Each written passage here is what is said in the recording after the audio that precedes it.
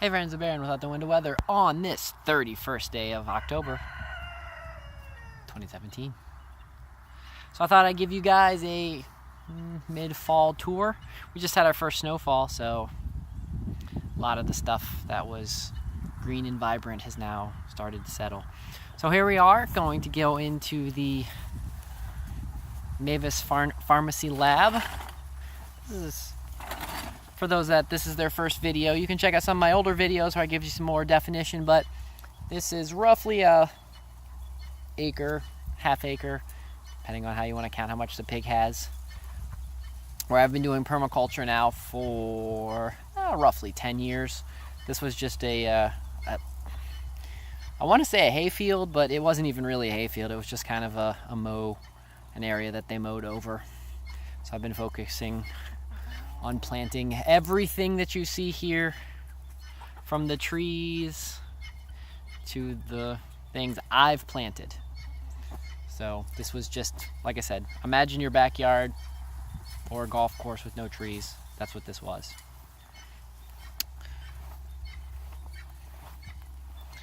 So as you can see, this is a pear tree. It's my Lunacide tree. It's when we lose loved ones, we hang some cloth onto the tree for them. Just one of my spiritual things that I do. But I also just plant some cool things on here. Like we've got the bird feeder there, and I have a cowbell and just some other awesome stuff. And then right here was my experiment this year. I put a bunch of rabbit hay down and some chicken hay and started growing some Brussels sprouts and some kale, and it was doing absolutely awesome. And then I thought, it's doing cool, let's take the fence out around it. And I took the fence out around it, and the chickens and ducks and guineas turned into a smorgasbord. So that's why it's looking strange, but it worked. It was successful. Next year I will do something very similar, expand it. So pretty happy. I've got those two sticks right there that are out of the ground. Those are apple trees that are just feral apple trees. They grow wild here. I know nothing about them, so they've been in there for about 2 years now. So I'm kind of interested to see. They came up from seed inside my forest, my pine forest, my carbon offset pine forest. So I'm kind of interested to see what they turn out to be. So we'll head down here first. So there's the fence line, and all that stuff you see there is sunchokes. What's interesting about that patch of sunchokes is about 2 years ago I planted some sunchokes in there, and then I tried to harvest everything last year, and I thought I got everything. So as you see, I didn't, which I'm perfectly okay with. I love sunchokes, love everything about them. I can feed them to the chickens, to me, to Sylvia, our pig. Love them, trade them with lots of people. So no complaints, but just a little heads up, even if you think you got all the sunchokes, you're still gonna have a lot more. So some more sunchokes down here. This is where I'm gonna put in my future first garden plot, and we're putting a raised bed in here. I'm bringing some old hay.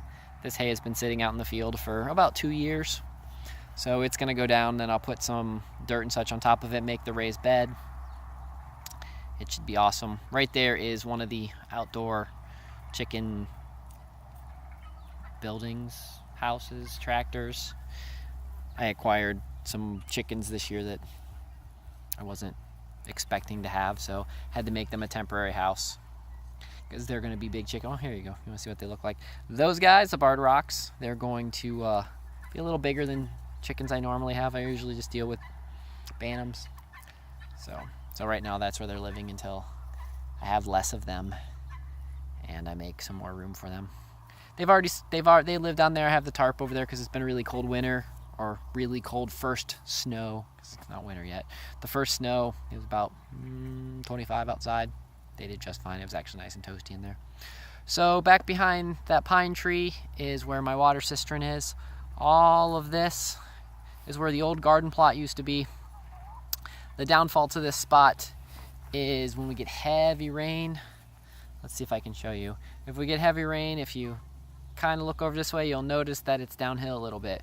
Well, from that green thing, the water flows downhill and into here and floods everything. While it's great for things like watermelon, cantaloupe, it's not so good for things that don't like wet feet. So that's why I'm doing the raised bed on this side where it stays dry, and I might even just put in a little temporary swell pond in there. But this year I thought, I'll just let the weeds grow, see what awesome cool stuff. There's a lot of cool stuff came in there. Great things for the animals and wildlife to be eating this winter. So I'll leave that there till probably midwinter, late winter, and I'll just slowly come cutting that way. So we'll continue up this way. That's my new fence that I acquired this year from the park, which is an awesome fence that I didn't need anymore. Love when I can recycle things. I see some more of my chickens just hanging out there. Let's head up over this way. So this is the most recent swell that I've dug. I think I dug this about 1.5 years ago. As you can see, there's a pipe. So when this fills up, when the water fills up all around here, it goes down into the pipe. I just recently tried this out. I'm gonna keep this here for this winter. I've got this extra roofing. Since I let everybody run around in the winter, they might like a place to get out of the snow. So thought I'd just let them that. So I put, guess what? Some more sunchokes, because I love sunchokes. So I'm putting there, the soil was pretty crappy, so I thought I'd try to improve it, so put some sunchokes in there. If you've seen some of my past videos, this is actually another swell that you cannot see because it's been all grown up. But if you carefully look in there, you can see a pipe, and that's in the center of the swell for the water to go down, and then I have a bank up around that.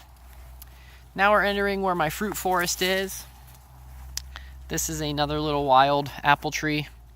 Don't know what it is, but kind of excited. That little apple tree right there produced me about 2 or 3 good apples. This tree right here is my Italian prune plum tree. Love this thing, man.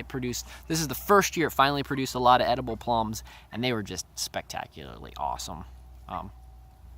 So finally, after, I planted that tree in 2012. So it took 5 years. I finally got fruit on it. Love it. If it looks chaotic and crazy, it's because I don't really prune. I may cut a few things if they're in the way, or rearrange them if it looks like they're going to be harmful to the tree. But in general, I just let the tree make the best decisions. And normally it's pretty good. Every once in a while it gets prompted, like, I'll see if I'll show you. Like I might address that in the future, because that can cause as a vector for disease, so I might address that in the future. But in general, everything else is okay. This concerns me a little bit here. This could be a vector as well, but I'll let that live for just a little while. And that's a pretty easy one to take out in the future if I need be. So over here, more sunchokes. They're right on the edge of where a swell continues on. So let's continue on down this path. So yeah, this is a purposeful path that I have cut through here so that you can easily walk through. And I just let everything grow up. These are berry bushes that are in here, and lots of other fun things to choose to live in here as well. So there's my little cherry tree. Produces some pretty nice cherries. That's a dwarf. I don't normally like dwarfs. I like semi-dwarfs or standard. So, and then look, more sunchokes, because that's what I do. I grow tons and tons of sunchokes. So let's do 180. Let's see if I can not get the sun in your eyes. So this is my Granny Smith apple. As you can see, he's been producing me some really nice apples. Absolutely love this tree. Right on the edge of the swells. We'll walk over so you can check out the swell. So, yeah, lovely apple. Some of these probably should have been picked before the frost, but whatever. I'll just cut out the bad spots and I'll still eat them. So here is my main swell. As you can see, the ducks are hanging out in it because it's probably their absolute favorite place. I've been redoing it, so that's why it's not holding water as well as it used to. I've got some ideas on how to make it hold water. I'm trying not to use any type of plastic or rubber, just trying to use the natural idea, but I had to. It wasn't getting deep enough, so I needed to readjust the height.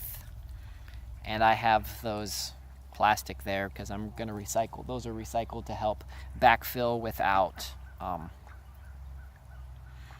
causing too much of an issue, and those will get screwed in, and it'll help make a stronger bank for what I'm looking to do. I like to try to recycle even the garbage instead of that going to the garbage pit and doing bad things. Plastic can last a long time, so I can utilize it for what I need it to do. So over here, this is another plum tree. This guy produced me a couple plums this year, so I'm hoping he'll get a little bit older. So here we are in my raspberry, blackberry, Queen Anne berry. Let's see if we can zoom in. I know I've got a couple still left in here. Here we go. I'll just zoom in right here. As you can see, there's a couple raspberries left. So they're weird tasting after a first frost. They kind of a mix between like a fermented sugar, so can't really complain. So sorry for the blurriness, everyone. This is the first time I'm really doing a posting on this new phone. We'll see how well it works. So the Kuppenheimer barn, that's where all the chickens and such live. I'll show you over here my latest invention that I'm trying. We'll see how well it works. So what I'm gonna do is, we took our little bamboo fence. I've been putting chicken hay inside there, and I used to grow right here. I'm going to put in a external greenhouse right here, and then inside there I'm going to try to grow a bunch of crops that maybe the ducks and guineas and such can't get to. I might end up having to bring it up another layer, but I've got this apple tree growing in there for just because why not have a tree growing in there. So I've been augmenting that soil and turning it really awesome. So cross my fingers, it should be cool. And then we'll just go up this way where these bales of hay are. I gotta bring up my Mario pipe. So I had this cool pipe 2 years ago. I planted potatoes in there. They did awesome. I kept potatoes in there all winter. They stayed awesome. So right now during the winter months I use that as a potato storage, and during the summer months I grow potatoes. So if I forget to take any of my potatoes out, it grows potatoes.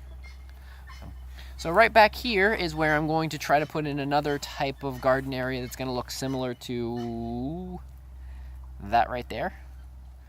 Don't know what I'm going to grow here yet, but that's my attempt. So that's my messy area that I've been trying to clean. And then we'll head over here to the hayfield, hay barn, this little temporary hay barn that I've built, and the chicken, or in the bunny barn. Right here along the edge of this fence is where I grow sunchokes and have a variety of growing some other stuff. We'll peek our head in here to the bunny barn. Got some rabbits over there, and it's got like 4 areas for rabbits to live right now.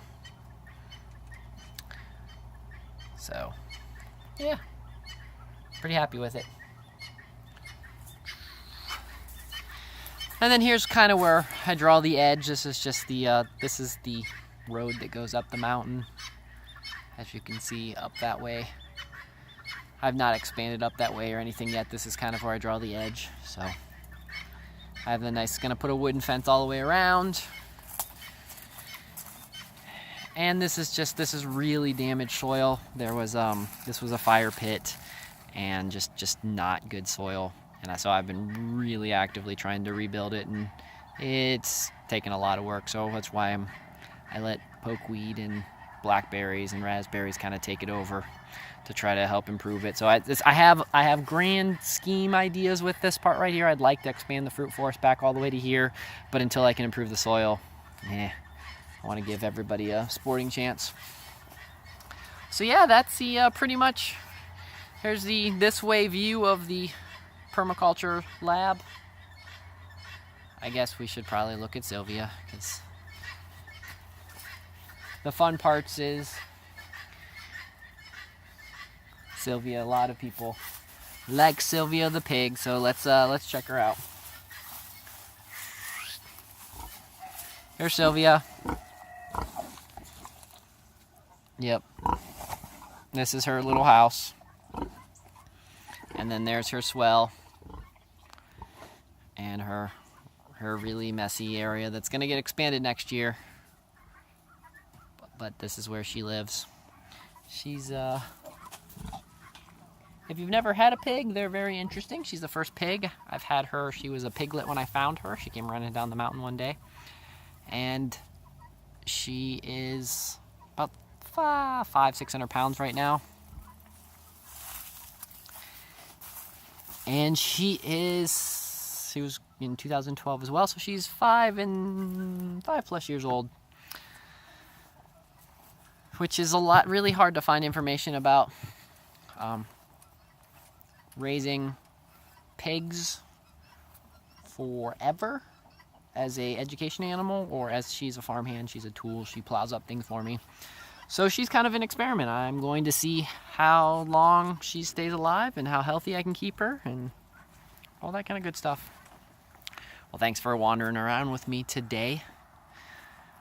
If you're viewing this on YouTube, then you know this is Tales of an Innkeeper.